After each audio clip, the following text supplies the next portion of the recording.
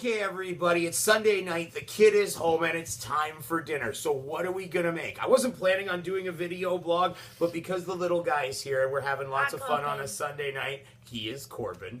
Yeah. We're gonna make ourselves some bacon cheddar meatballs. So go to Franz's Butcher Shop here in Peterborough and grab yourself a pound of their Franz's signature bacon. You can only get it here in Peterborough, Ontario at Franz's Butcher Shop on Lansdowne Street. And then we're gonna dice that up. We're gonna dice up some cheddar cheese. We're gonna make it all into some meatballs. We're gonna bake it in our oven. And then this guy's gonna enjoy some delicious bacon cheddar meatballs. Sound good? Yeah! Okay, let's get to cooking! It's Sunday, and I was kind of thinking that I wouldn't do a cooking vlog today, but then I was like, why aren't you filming this when I started to make up my dinner? So here's what I'm gonna do. Meatballs, but they're gonna be bacon and cheddar meatballs. So we're gonna take about a pound of bacon, chop it up nice and fine, throw it into your pan. Of course, it's Franz's signature bacon from Franz's Butcher Shop here in fabulous Peterborough, Ontario. And then we've also got some cheddar cheese. Now, take your cheddar cheese and just dice it up into tiny little cubes. The smaller, the better, because these things are going to run all over the place when we start to cook them. And then you're going to need about, I don't know, half an onion. I'd go with half a sweet onion. Now, I'm not going to go with my normal stuff when I go with beef. Normally, I would go with a lot of garlic. I like a lot of garlic, so I would usually throw that in with my beef mixture, but not today. We're not going garlicky. We're going to try to get tangy. So what I'm going to use is Bullseye barbecue sauce, and this is their sweet and sticky stuff. Now also what you're going to need is salt and pepper to taste, and then some ketchup. That's going to add in some tang to our barbecue sauce as well. I'm still going to go with my Montreal steak spice rub. I love throwing about a teaspoon or two of this in with some ground beef. Really makes it pop. You don't have to add as much pepper. Now I'm not going to go with salted soup crackers either this time. What I'm just doing is some normal oats. Now these are just Quaker oats, rolled oats, and then I diced them up in a food processor really well. Just sort of ground them up until they're almost a powder. That's going to help hold our meat together, but it's not going to add any sort of flavor like the crackers would, with also, you know, a little bit more salt in there as well. So we're going to keep our salt content low. We're going to try to keep these things as tangy as we can,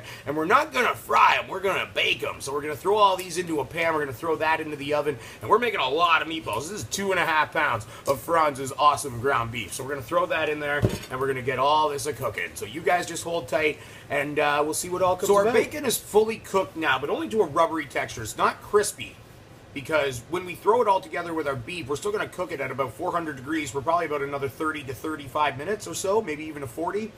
So the bacon's still going to have time to cook in the oven. So it's just to a rubbery texture. Let's make sure that the dog likes it. The dog agrees that the bacon is totally cooked. So now what we're going to do is dice it up as small as we can get these little chunks, because when we get it into our meatballs, we don't want to have too big a piece. Okay, so our bacon is diced up nice and finely. Let's throw that in with our beef.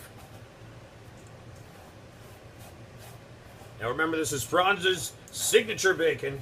You can only get it at Franz's Butcher Shop here in fabulous Peterborough, Ontario. It's located on Lansdowne Street. We're going to throw all of this stuff together, and then we're just going to start mixing it around. So you guys get to throwing it in there. Now here is a little bit of a secret ingredient that I'm going to tell you about that I'm just going to try once. I've never tried it before.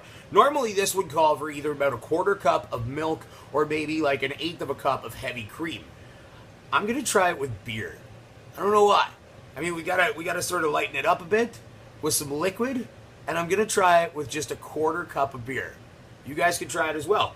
And then when you're done, you can drink the rest of the beer. That's kind of my theory on this. Dog, you want some bacon? Don't judge my drinking habit. You guys get to mixing this all together. Our meat is all mixed up. Our cheddar cheese, our bacon, everything is in there. And now what we're going to do is we're going to bake these in the oven, rather than have to sit here and try to fry them all by hand, because we got like 2.5 pounds of ground beef in there. We're going to try to actually speed up this process. I got about a pound of bacon in there now that I think about it. Yeah, there's probably almost 4 pounds of meatballs there. So we're going to bake them up in the oven rather than have to sit here and try to flip them all by hand, all one at a time, doing it in a frying pan. That's going to get messy and greasy and spitting all over the place really quickly. So what we are going to do, though, is I hope you save some bacon grease, as you always should. And then what we're going to do is just grease our pan in just a bit of bacon grease. Now, a little of this goes a long, long way. So let's mix it around, up the sides, up everywhere. I mean, you could lay down foil, you could lay down whatever, parchment paper, you could do whatever you want on just a baking sheet or a baking pan. I'm going to do it in this just because I know it's going to get greasy really quick, so I want something that's going to hold the grease in there rather than just a normal cookie sheet. And sometimes if those things get old, sometimes they can warp in the oven, and then you got bacon grease and meat grease flying all over your oven, and that's just going to make it messy. My oven already needs to be clean.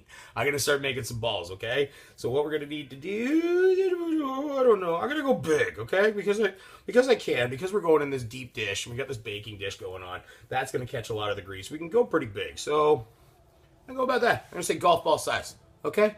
So you guys start rolling. I'll start rolling. We'll get back to it. Okay, so we've got our meatballs all rolled up. We've got quite a few and even some left over. So I think what I'm going to do with that is just one giant meatball, maybe, possibly on my next round. So these are going to fit into our oven nicely. We're going in at, I was thinking 400, but I think I'm going to start it off at about 350. And we're going to put that in for about 20 minutes. Check it from there. If they need to be turned up, we'll turn it up from there. Better to undercook them first rather than overcook them and then be sad about 40 minutes at 350 and turning once at 20 minutes.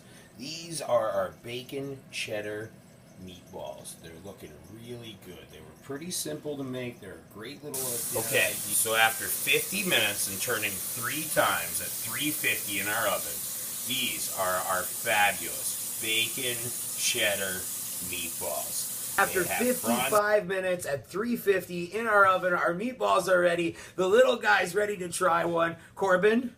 Yeah? Do you want to try a meatball? Okay. Okay, try it.